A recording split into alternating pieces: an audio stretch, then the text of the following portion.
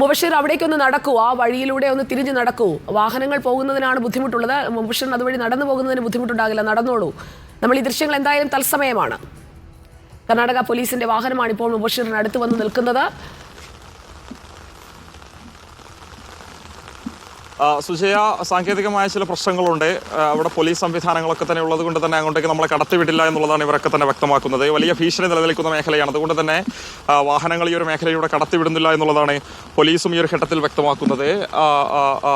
മുബഷിർ, വാഹനങ്ങൾക്കല്ലേ ഉള്ളൂ ബുദ്ധിമുട്ട്, നടന്നു പോയിക്കോട്ടെ എന്ന് ചോദിക്കൂ.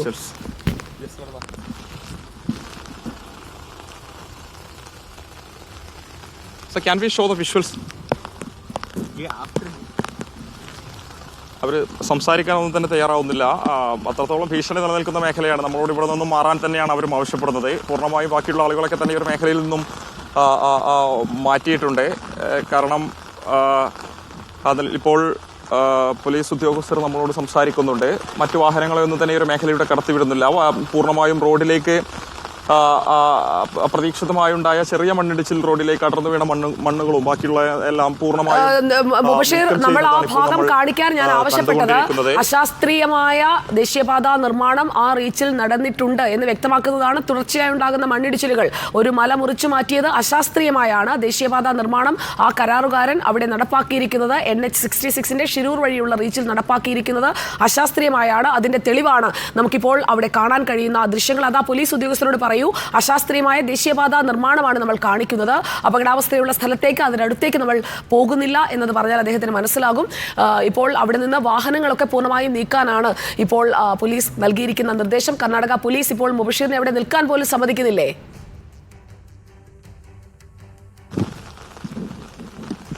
മുബഷിർ അവിടെ നിൽക്കുകയാണ്, പോലീസ് നിൽക്കുകയാണ്. മുകളിൽ നിന്ന് ലഭിച്ചൊരു നിർദ്ദേശം പ്രകാരം തന്നെയാണ് ഒരു വാഹനങ്ങൾ എന്തിനാണ് തടയുന്നതെന്ന് ചോദിക്കുക ഉദ്യോഗസ്ഥനോട്. നമ്മൾ നിൽക്കുന്നത് അപകടമുള്ള മേഖലയിലല്ല, മണ്ണിടിച്ചിലിൽ കാണാതായവർക്കായുള്ള പരിശോധന നടക്കുന്ന സൈറ്റിലല്ല, അതിനും 1 കിലോമീറ്റർ ഇപ്പുറത്ത് നിൽക്കുന്ന നമ്മൾ അതുവഴി കടന്നു പോകുമ്പോഴാണ് അശാസ്ത്രീയമായ ദേശീയപാത നിർമ്മാണത്തിന്റെ ദൃശ്യങ്ങൾ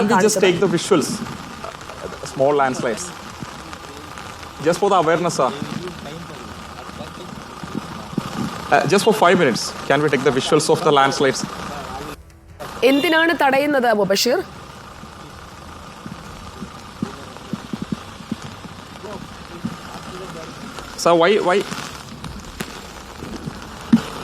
അവരത് സുജയ, അവർക്ക് തന്നൊരു നിർദ്ദേശപ്രകാരം ഇത്ര സമയത്തിനുള്ളിൽ മാത്രം ഈ ഒരു മേഖലയിൽ നിൽക്കാൻ സാധിക്കൂ എന്നുള്ളതാണ്. അതിനുമപ്പുറം ഇവിടെ നിൽക്കാൻ സാധിക്കില്ല, നിങ്ങൾ ഇവിടെ നിന്ന് മാറിപ്പോകണം എന്നുള്ളതാണ് ഉദ്യോഗസ്ഥരൊക്കെ തന്നെ ആവശ്യപ്പെടുന്നത്. ഭീഷണി നിലനിൽക്കുന്ന മേഖലയാണ്. നമുക്ക് ഒരു പരിധി വരെ അങ്ങോട്ടേക്ക് പോയി നോക്കാമെന്നാണ് മനസ്സിലാകുന്നത്. അപ്പോൾ ആ ഒരു പോലീസ് വാഹനം അവിടെ ഒന്ന് പോയിട്ടുണ്ട്. ഓക്കെ, മുബഷിർ ഇപ്പോൾ അദ്ദേഹവുമായി സംസാരിച്ചു. കർണാടക പോലീസ് നമ്മുടെ പിന്നാലെ തന്നെയുണ്ട്. ദേശീയപാത നിർമ്മാണത്തിന്റെ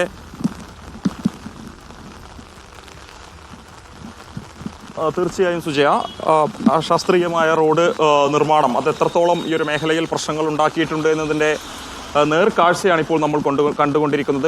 ഒരു ദുരന്തമുണ്ടായ മേഖലയിൽ നിന്നും ഏകദേശം 500 മീറ്റർ അകലെയുള്ള മുബഷിർ, ആ മലയുടെ അടുത്തേക്ക് പോകരുത്. ആ മല ഏത് നിമിഷവും ആ ദൃശ്യം മാത്രം ഒന്ന് കാണിച്ചാൽ മതി. ദീപക് ഇപ്പോൾ ക്ഷമിക്കണം, മുബഷിർ ഇപ്പോൾ നിൽക്കുന്ന ഇടത്ത് തുടർന്നാൽ മതി. ആ ദൃശ്യം മാത്രം. ഇപ്പോൾ അവിടെ മണ്ണെടുത്ത് മാറ്റുന്ന ആ മലയുടെ ഭാഗം എല്ലായിടത്തും ഇടിഞ്ഞു തുടങ്ങുന്നുണ്ട്. അതായത് അവിടെ ഓറഞ്ച് അലർട്ടാണ്. ആ പ്രദേശത്ത് നിന്ന് മാറണം എന്ന് പറഞ്ഞതിന്റെ കൃത്യമായ വിവരങ്ങൾ നമ്മൾ പ്രേക്ഷകരിലേക്ക് എത്തിക്കുന്നതിനാണ് ആ ദൃശ്യങ്ങളിലേക്ക് പോകാൻ മുബഷിർ ഞാൻ ആവശ്യപ്പെട്ടത്. അല്ലാതെ മുബഷിറിനെയോ അതുവഴി പോകുന്നവരെയോ അപകടത്തിൽപ്പെടുത്തുന്നതിനല്ല. തത്സമയ ദൃശ്യങ്ങളാണ് മുബഷിർ ആ യാത്രാവേളയിൽ കണ്ടെത്തിയത്. അതായത് ആ മലയുടെ ഭാഗങ്ങൾ ഇടിഞ്ഞു വീഴുകയാണ്. മലയുടെ ഭാഗങ്ങൾ വഴിയിലേക്ക് ഇടിഞ്ഞു വീഴുന്നു. അത് ഈ റീച്ചിൽ മാത്രമല്ല മറ്റു റീച്ചുകളിലും സംഭവിക്കാം. അശാസ്ത്രീയമായ നിർമ്മാണം ഉണ്ടായിട്ടുണ്ടോ എന്നത് ദേശീയപാതയുടെ റീച്ചുകളിൽ പരിശോധിക്കപ്പെടേണ്ടതാണ്. അതാണ് നമ്മൾ മുന്നോട്ട് വെക്കുന്ന പോയിന്റ്. മല ഇടിഞ്ഞ് വഴിയിലേക്ക് വീഴുന്നു. അതുവഴി പോകുന്ന വാഹനങ്ങൾ അപകടത്തിൽപ്പെടാൻ സാധ്യതയുണ്ട്. ഞാനോ നിങ്ങളോ ആരും ആ ഇങ്ങനെയുള്ള വഴികളിലൂടെ പോകുമ്പോൾ അപകടത്തിൽപ്പെടാനുള്ള സാധ്യതയുണ്ട്. അതുകൊണ്ട് സംരക്ഷണ ഭിത്തികൾ ഉറപ്പാക്കിക്കൊണ്ടുള്ള പാത നിർമ്മാണത്തിലേക്ക് പോവുക എന്നതാണ് കരാറുകാർക്ക് കൊടുക്കേണ്ട അടിയന്തര നിർദ്ദേശം. അങ്ങനെയുള്ള സംരക്ഷണ ഭിത്തികൾ ഉണ്ടാക്കിയിട്ടില്ല എന്നുണ്ടെങ്കിൽ ഏത് നിമിഷവും സ്ലോപ്പായി നിൽക്കുന്ന മലനിരകൾക്ക് ചുവട്ടിലൂടെ നേരെ ചേർത്ത് ദേശീയപാത നിർമ്മിച്ചിട്ടുണ്ടെങ്കിൽ ഇതുപോലെ എപ്പോൾ വേണമെങ്കിലും മണ്ണിടിഞ്ഞ് താഴേക്ക് പതിക്കാം. ആ മണ്ണിനടിയിൽ നമ്മളൊക്കെ ആയി പോകാം. അതുകൊണ്ട് തന്നെ ആ മേഖലയൊന്ന് കാണിക്കുന്നതിനാണ് നമ്മൾ മുബഷിറിനെ അങ്ങോട്ടേക്ക് വിട്ടത്. ഇപ്പോൾ പ്രേക്ഷകർക്ക് വ്യക്തമായിട്ടുണ്ടാകുമെന്ന് കരുതുന്നു. മുബഷിർ,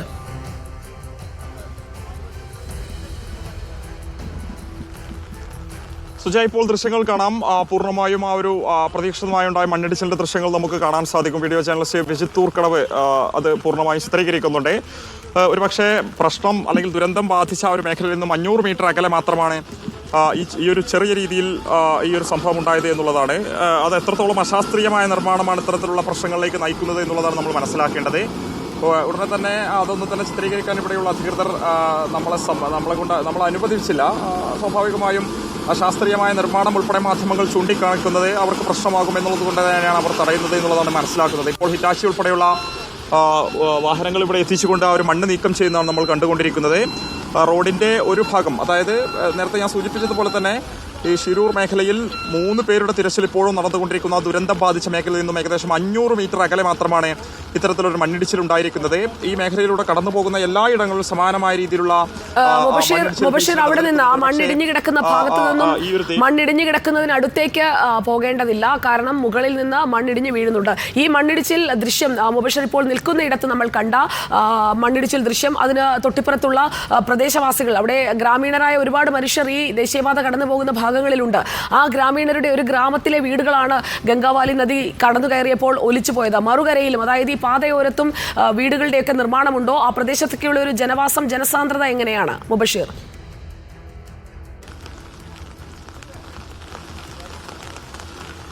സുജയ്, ഈ ഒരു മണ്ണിടിച്ചിലുണ്ടായ മേഖലയിൽ നിന്ന് തൊട്ടുപുറത്തുള്ള പ്രദേശങ്ങൾ നമുക്ക് കാണാം. ചെറിയ ചെറിയ വീടുകളൊക്കെ തന്നെയുണ്ട്. ജനവാസ മേഖലയുള്ള മേഖലയാണ്. ആളുകളൊക്കെ തന്നെ തിങ്ങി താമസിക്കുന്ന ഒരു മേഖലയാണ്. ഒരു പക്ഷേ ഈ ദുരന്തമുണ്ടായതിനു ശേഷമാണ് ഈ ഒരു ആളുകളെയൊക്കെ തന്നെ ഇവിടെ നിന്ന് മാറ്റി താമസിപ്പിച്ചിട്ടുള്ളത്. അല്ലാത്ത പക്ഷം ഇവിടെ ഇത്തരത്തിൽ സ്ഥിരമായി മണ്ണിടിച്ചിലുണ്ടാകുന്ന പ്രദേശമാണ് എന്നുള്ളതാണ്.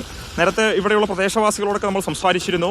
അവരൊക്കെ തന്നെ പറയുന്നത് പതിവായി ഈ റോഡിൻ്റെ ഒരു നിർമ്മാണം പൂർത്തിയായതിനു ശേഷം ഇവിടെ മണ്ണിടിച്ചിലുണ്ട്. യാതൊരു തരത്തിലുള്ള സുരക്ഷാ സംവിധാനങ്ങളും പാലിക്കാതെയായിരുന്നു ഈ റോഡ് നിർമ്മാണം ഇവിടെ നടത്തിയത്. അവരുടെയൊക്കെ തന്നെ ജീവനും സ്വത്തിനും വീടിനുമൊക്കെ തന്നെ വലിയ ഭീഷണി ഉണ്ടായിരുന്നു. അതൊക്കെ തന്നെ ആവർത്തിച്ച് പറഞ്ഞിരുന്നെങ്കിലും അതൊന്നും തന്നെ കേൾക്കാതെയുള്ള ഒരു റോഡ് നിർമ്മാണം അത് എത്രത്തോളം വലിയൊരു വിപത്തിലേക്കാണ്.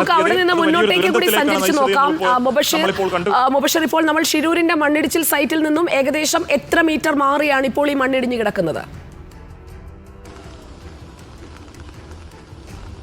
സുജയപാർവതി, അപകടം സംഭവിച്ച, അതായത് നമ്മുടെ മലയാളിയായ അർജുൻ ഉൾപ്പെടെയുള്ളവർ മണ്ണിടിച്ചിൽ മൂലം കാണാതായ ആ വാഹനം ഉൾപ്പെടെ കണ്ടെത്താൻ കഴിയാത്ത ദുരന്തബാധിത മേഖലയിൽ നിന്നും ഏകദേശം 500 മീറ്റർ അകലെ മാത്രമാണ് ഈ ഒരു മണ്ണിടിച്ചിലുണ്ടായിരിക്കുന്നത്. നമ്മുടെ വാഹനം കടന്നു വന്ന സമയത്ത്, അതായത് അങ്കോള ഭാഗത്തേക്ക് പോലീസ് അനുവദിച്ച പ്രദേശത്തേക്ക് നമ്മൾ കടന്നു പോകുന്നതിനിടയിലാണ് ഈ ഒരു മണ്ണിടിച്ചിൽ റോഡിലേക്ക് അപ്രതീക്ഷിതമായി മണ്ണിടിഞ്ഞു വീഴുന്നത്.